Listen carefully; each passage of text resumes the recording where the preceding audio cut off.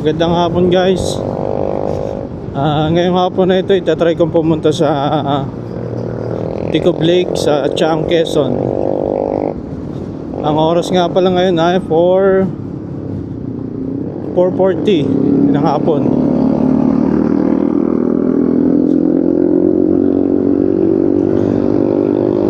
At medyo maraming sasakyan. Rush hour na.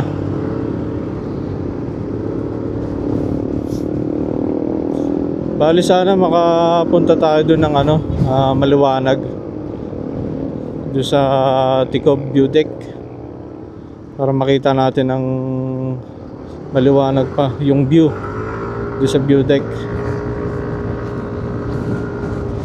Bali pangalawa kong beses ko pumunta ngayon doon. Nung una wala pang view deck yun hindi pa siya develop.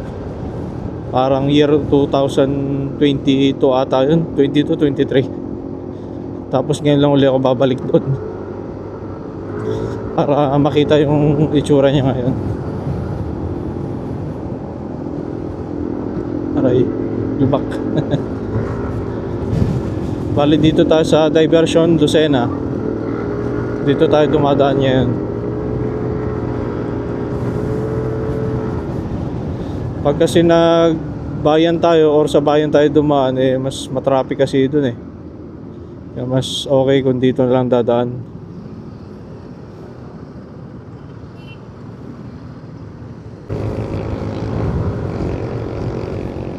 Ayan, nandito pa rin tayo sa Diversion Road, Lucena.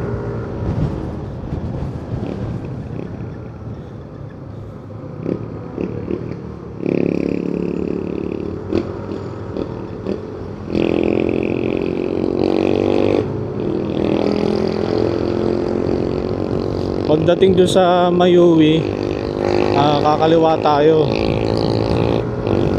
at dadaan tayo ng Eco Road.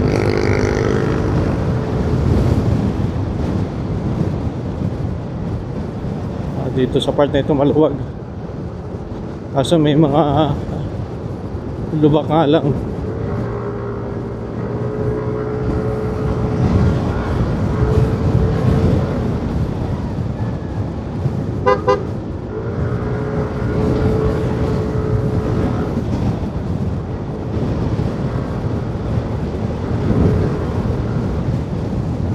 Ay mag-iingat lang, ingat.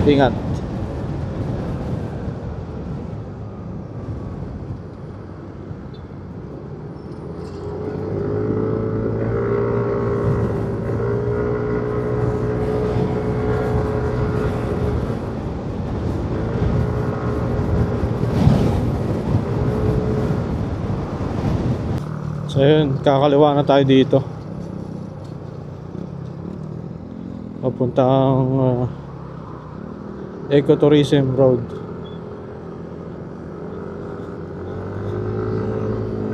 Kanan tayo doon sa Sariaya Bypass Road. Hindi na tayo dadaan ng bayan ng Sariaya dahil sobrang traffic doon. Andun halos dumadaan yung mga bus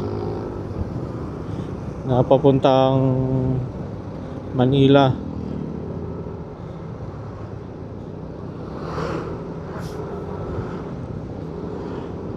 Tsaka maliit lang din kasi yung kalsada ron Tapos ang daming sasakyan, hindi talaga may iwasan na hindi mag-traffic.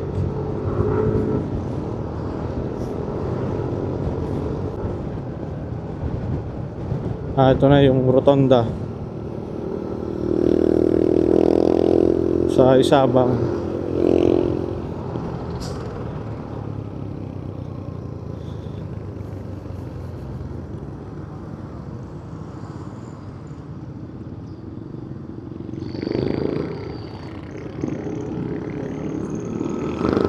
Diretso lang tayo.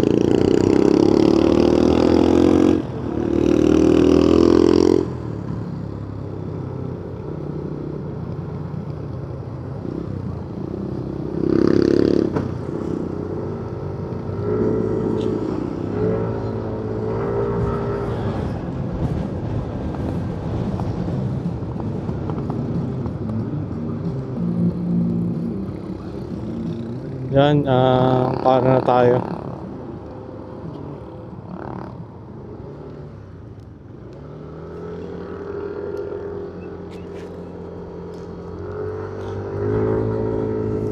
Ito na, Sariaya bypass road nito. Mas okay dito dumaan, mas mabilis. So ayun, palabas na tayo ng Sariaya bypass road. Ang ganda ng ng bundok Banahaw. Medyo makapal lang ulap sa taas. Sa tingin ko buulan dun ngayon sa taas ng Banahaw. Makapal ang ulap oh.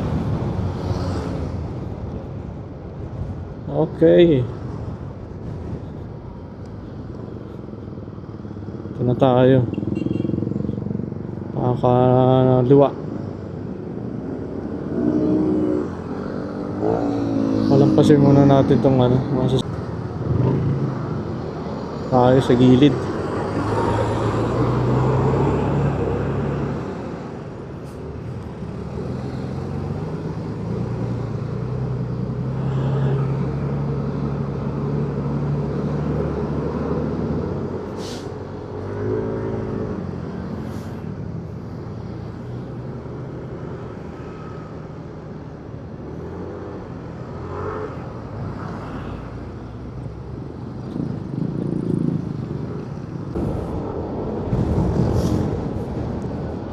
So andito pa rin tayo sa Sariaya.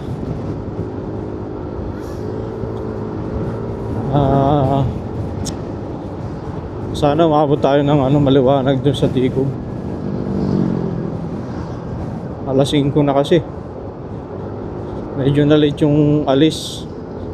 Dapat kanina pa akong alas 3 aalis, pero parang nagdadalawang isip ako kung tutuloy ba ako. Pero sa bandang huli tumuloy pa rin akong umalis. Kaya yun nga lang, inabot na ng hapon.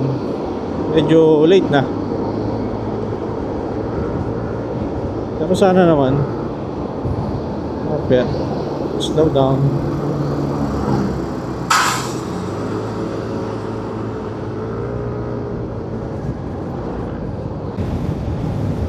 So dito na ako dumaan sa Candelaria bypass road dahil sobrang traffic na doon sa bayan ng Candelaria.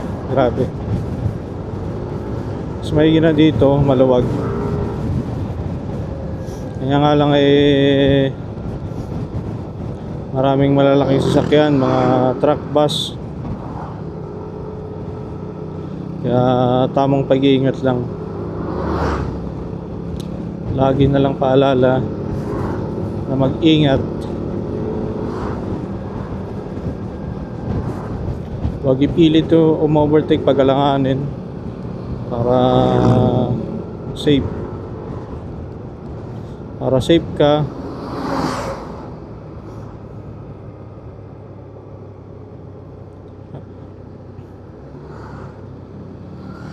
Yan, pagdating dito mayroong riles.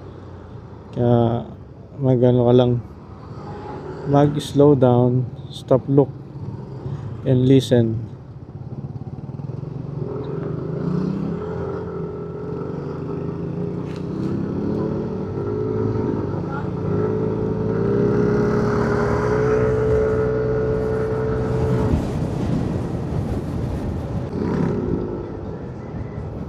Sa pang dadaanan nating traffic pagdating ng Chaong, kasi dadaan tayo sa bayan napaka-traffic din dun. Pero sana naman hindi masyadong stack up yung mga sasakyan. Sana kahit papaano umuusad kahit mabagal. Mas okay na yun kaysa sa nakatigil lang talaga yung sasakyan.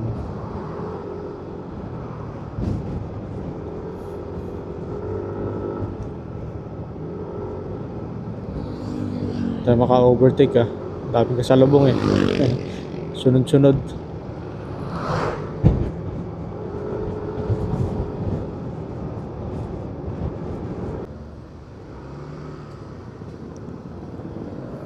Yan, pag kumalawa ka dyan, diretso na ng ano yan, San Juan, Batangas. Diyan sa kaliwa.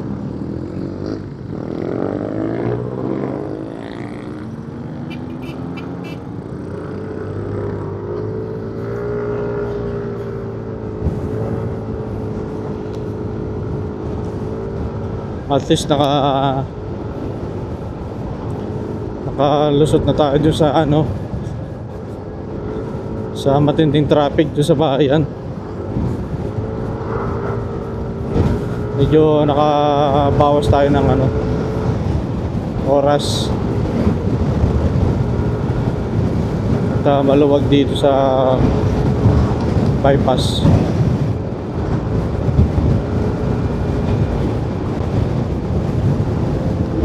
Pero ano, isang bayan na lang din naman ang dadaanan eh, Chaong na lang eh. Kasunod ditong Candelaria, Chaong na yun.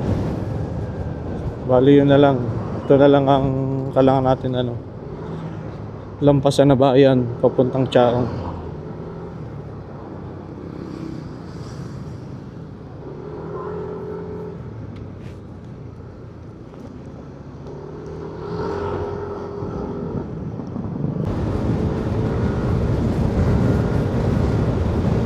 Malapit na tayong lumabas ng diversion.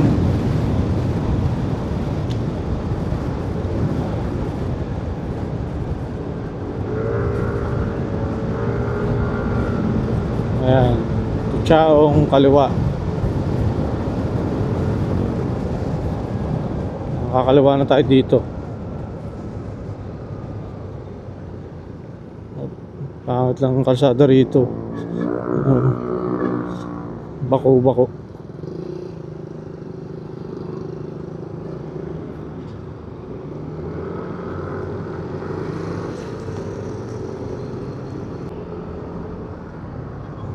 So nasa Chaong na pala tayo. Hindi tayo dyan dadaan sa bypass. Dito tayo sa bayan.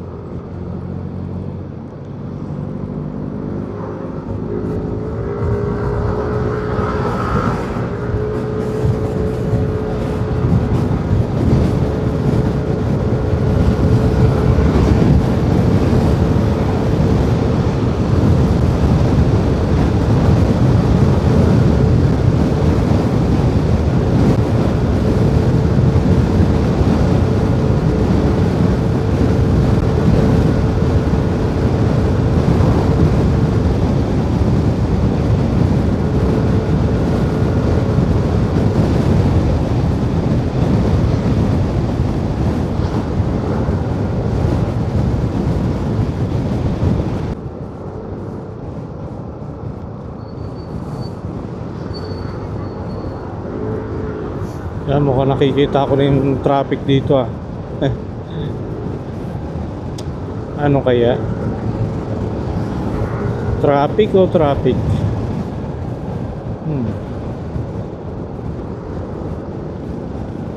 Okay, mukhang hindi naman.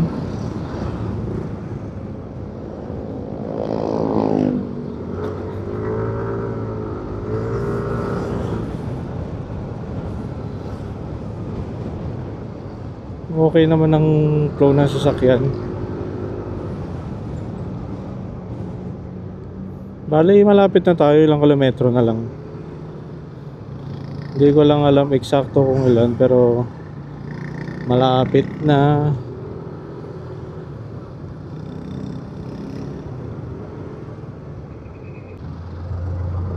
Sa tingin ko, kakaliwa na tayo dito.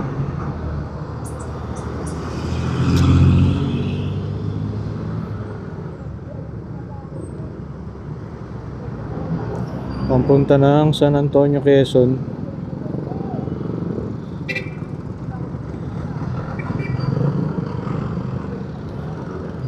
Traffic na. Yan, pag diniretso mo rin to, dito rin yung daan papuntang Lipa. Pagkakaalam ko, Lipa, Batangas. Dito rin ang way.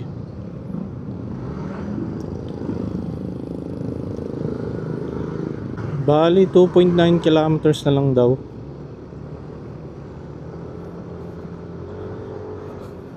Hanapin lang natin yung kanto kung saan tayo kakanan.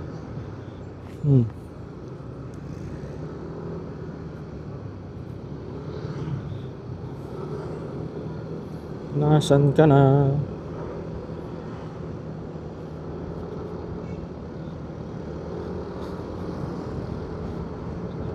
Wala kasi akong dalang yung cellphone holder. Nakalimutan ko.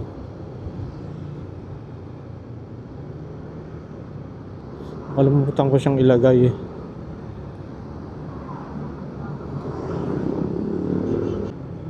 Tagal na rin kasi nung huli pa ako nakapunta dito eh. Pandemic time pa yun eh.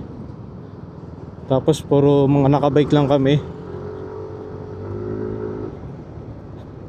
Puro nakabike lang kami papunta dito. Okay.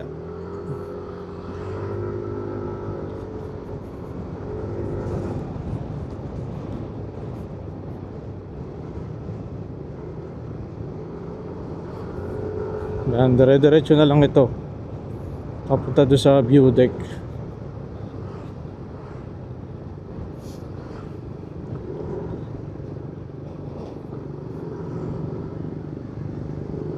Sana pwede yung motor doon sa may view deck mismo.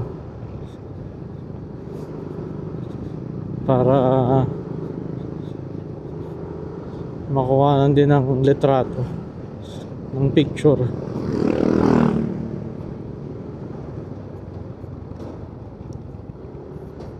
Diba?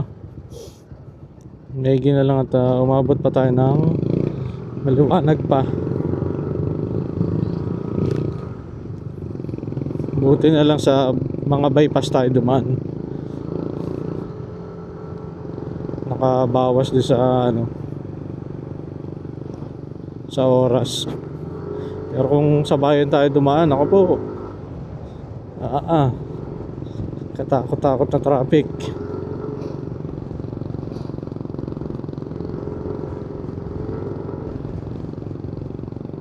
Ayun, dito kakanan pa pala. Ayun, yung ahon.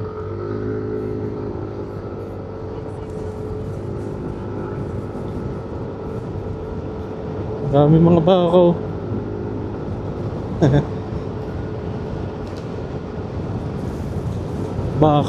Baka sakali.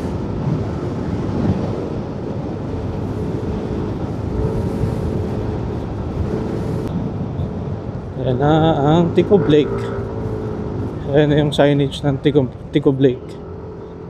Wow.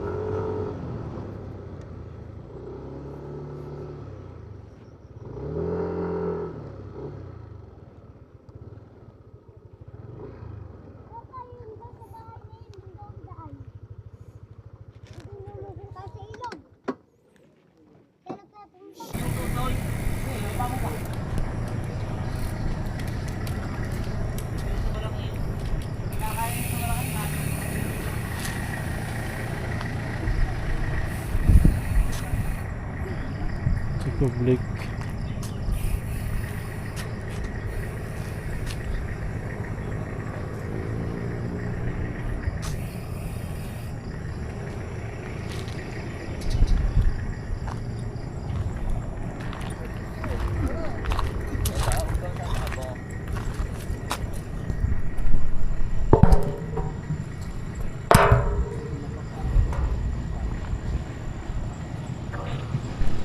So yun, ito ang Tico Blake.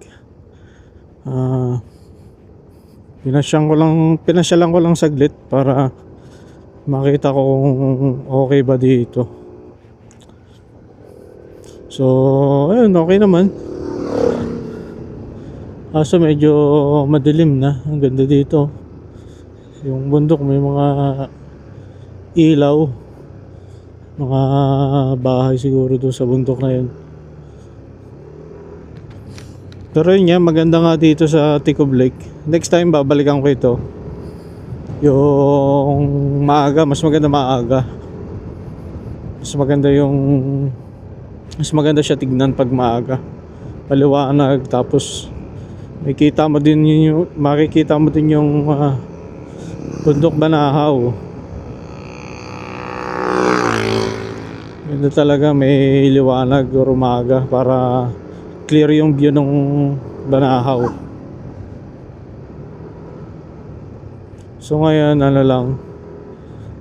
Sinaglitan lang talaga natin to para makita natin kung ano yung itsura. So maganda naman. Babalikan na lang sa susunod. Siguro sa day off.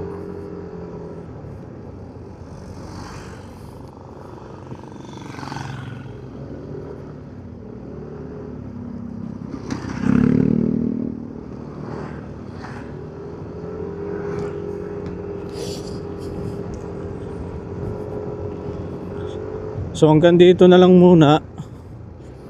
Hindi na ako magbibideo hanggang makabalik ng Lucena kasi madilim na rin naman, tsaka kakaunti na rin yung memory space. Malapit na rin maubos, mapuno. So hanggang dito na lang muna yung video. See you next ride mga chong. Hanggang dito na lang.